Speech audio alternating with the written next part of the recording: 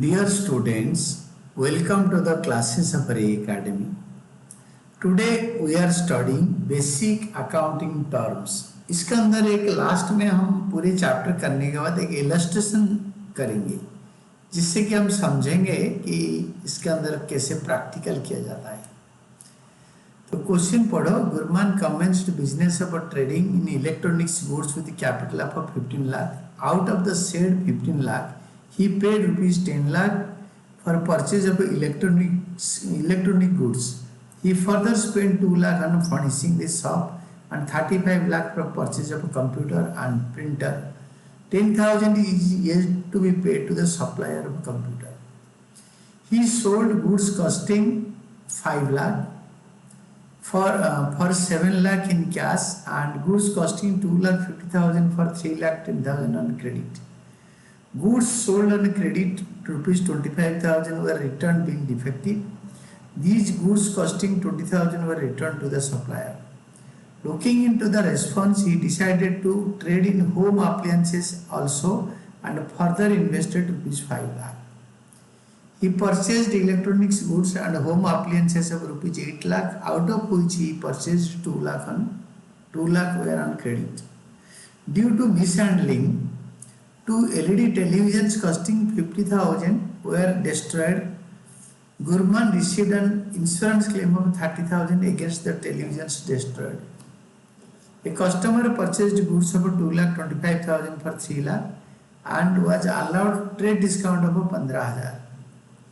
He was further allowed discount of 5,000 per payment within agreed time. He paid a salary to Shyam 55,000. 5,000 were yet to be paid. He insured the goods and paid insurance premium 10,000. Out of this, 5,000 were for the next year. Gurman withdrew 30,000 during the year for his personal use. You are required to answer the following questions on the basis of the above. First question is, what is the amount of capital invested? What is the amount of capital invested in the business by Gurman? Capital invested. Gurman कितना capital invest किया था? तो देखो, गुरमान ने invest किया था 15 lakh. Gurman commenced business for trading in electronics goods with capital of 15 lakh. Plus पूरे question पढ़ो. इन्होंने बिजनेस को एक्सपांड करा.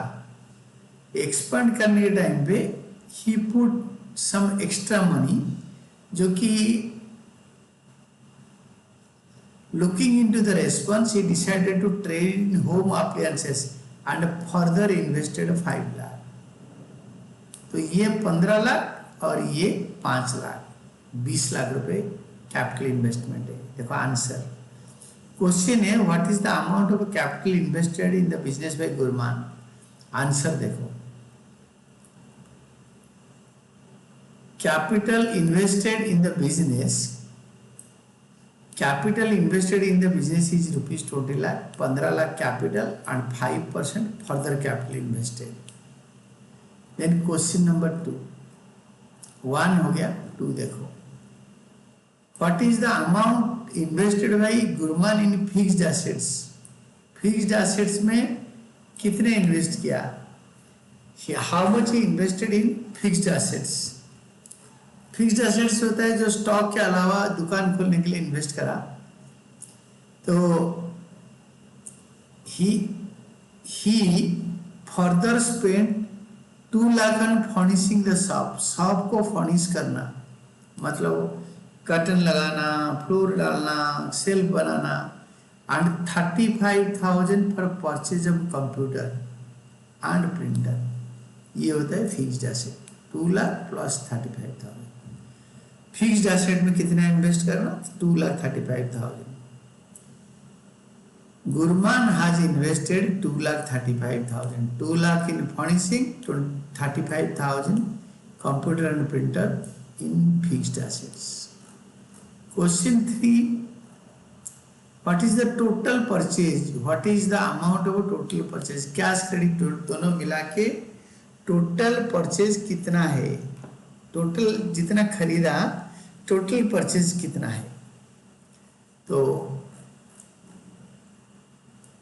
he purchased electronic goods and home appliances 8 lakh, out of which 2 lakh were in credit. इससे 2 लाख क्रेडिट में था, 8 लाख का खरीदा, इससे 2 लाख क्रेडिट में था।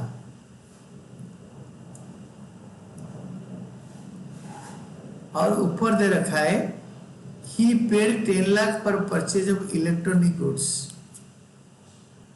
तो ये 10 lakh purchase of electronic goods ये वाला, और ये 8 lakh,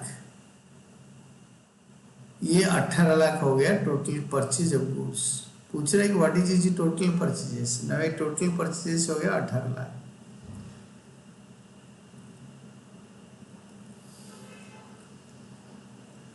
purchases made are 18 lakh, 10 lakh electronic goods, further purchase 8 lakh during the year.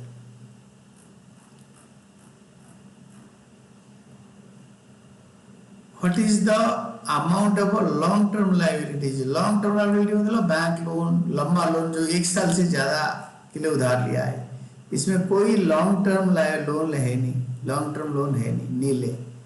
Long term loan आप आंसर लिखो, long term loans are nil.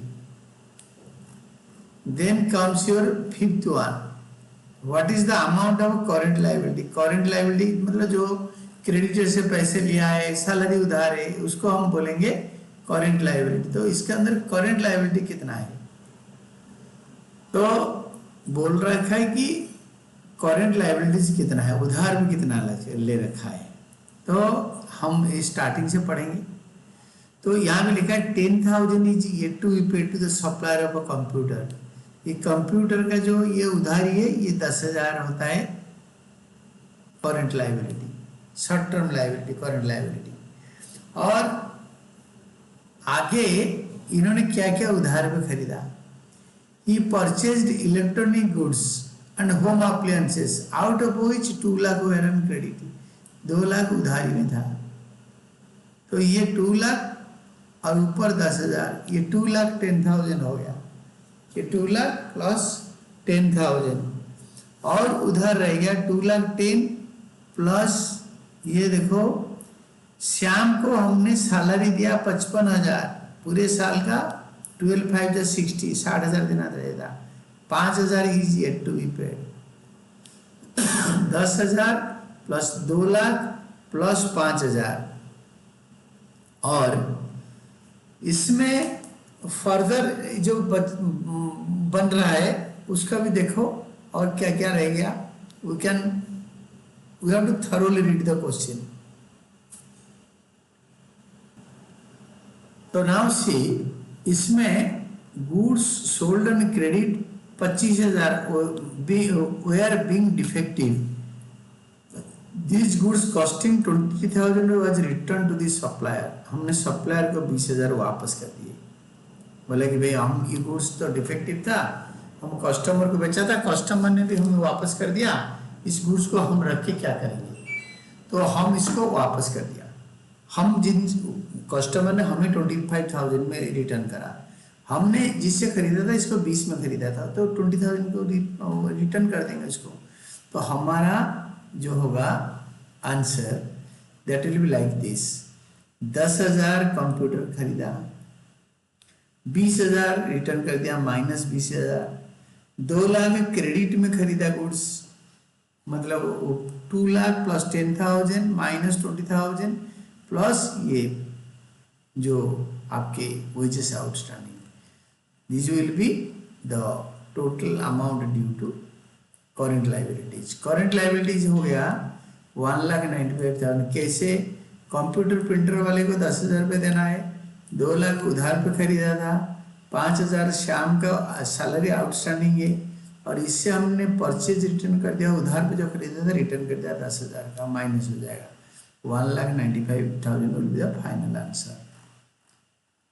Then comes the sixth, what is the amount of prepaid expenses? Prepaid expenses क्या है? Prepaid expenses are, ऊपर ढूंढो हम advance में क्या पे किया है। He insured goods and paid insurance premium 10,000 out of which 5,000 were for the next year। तो नेक्स्ट ईयर का जो पे करें वही इकलौता प्रीपेड इंश्योरेंस है। सिक्स्थ का आंसर है prepaid expenses, amount of prepaid expenses is 5,000 being insurance premium. Then comes what is the amount of outstanding expenses। outstanding expenses कितना है? outstanding expenses है हमें जो पैसा दे, तो outstanding expenses खाली इकलौता है। देखो हमें जो पैसे देना है, खर्चा आता है सैलरी, रेंट, इलेक्ट्रिसिटी बिल, इस टाइप का। तो ही पेड सैलरी 5,000 और yet to be paid, this is prepaid outstanding expenses. salary outstanding is outstanding expenses, this is outstanding expenses is 5,000 being salary payable, salary पे करना है। then 8th number, what is the amount due to debtors, debtor को कितने पैसे देना है? debtor को पैसे देना है, तो debtor को हमने जितने उधार में बेचा था और माइनस उन्होंने हमें जितना वापस कर दिया, तो he sold goods costing 5 lakh for 7 lakh in cash and good costing 2.5 lakh for 3 lakh 10 on credit। 3,10,000 से हमारे पास 25,000 का return by the debtors being defective.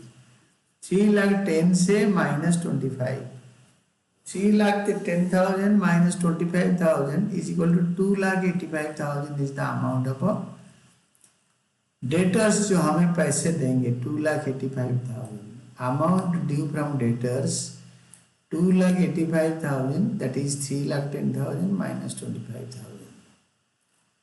9th है आपके what is the amount due to creditors, creditors को हमें कितने पैसे देना है? तो हमें क्रेडिटर को कितने पैसे देना है?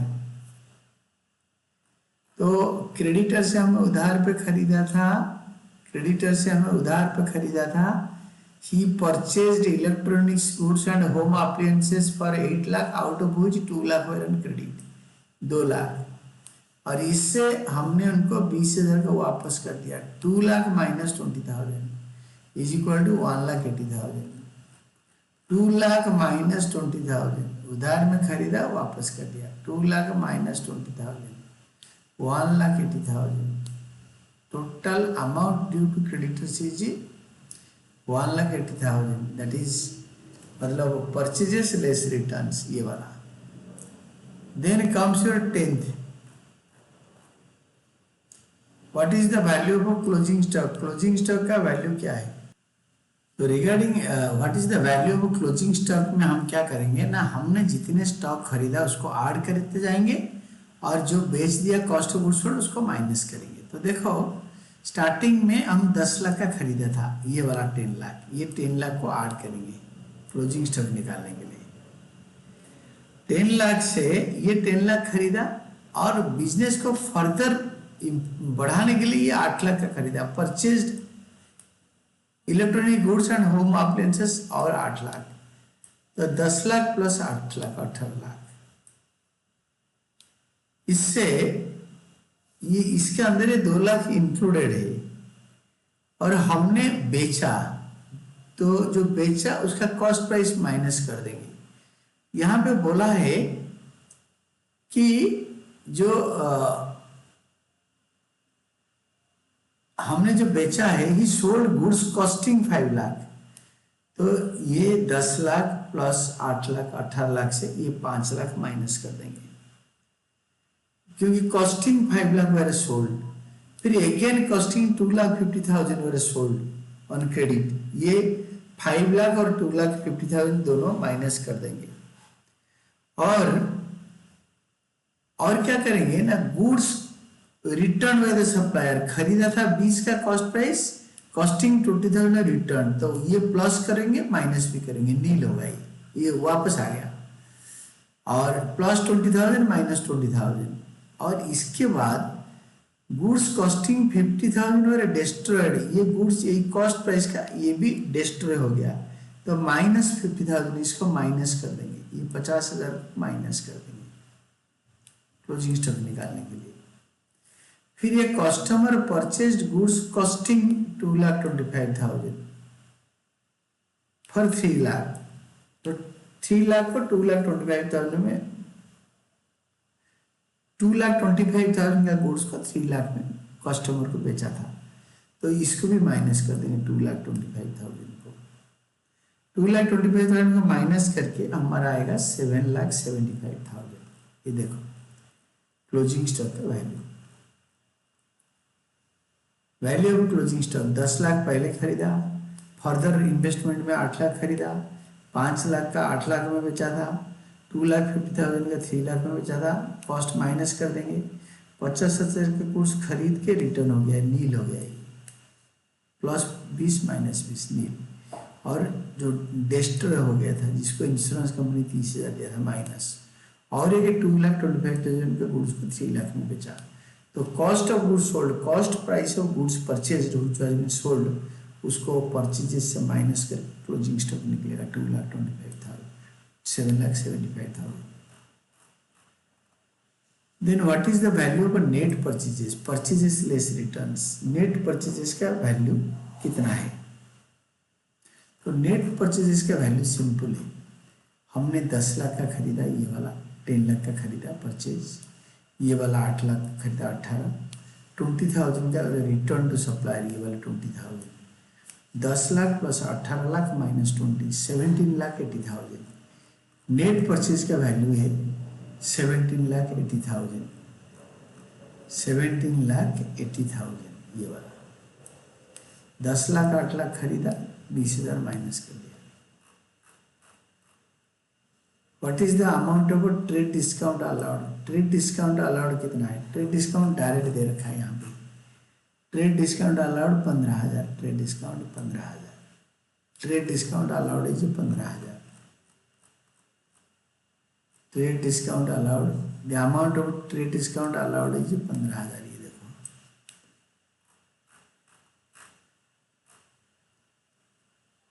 Has Gurman allowed cash discount, if yes what is the amount, cash discount का अमाउंट कितना है? देखो डायरेक्ट लिखा है cash discount.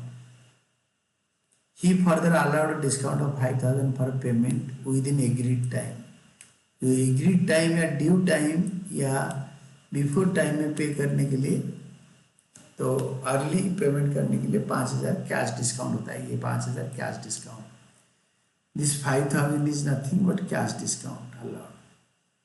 Yes, Gurman has allowed cash discount and the amount is 5,000 extra life.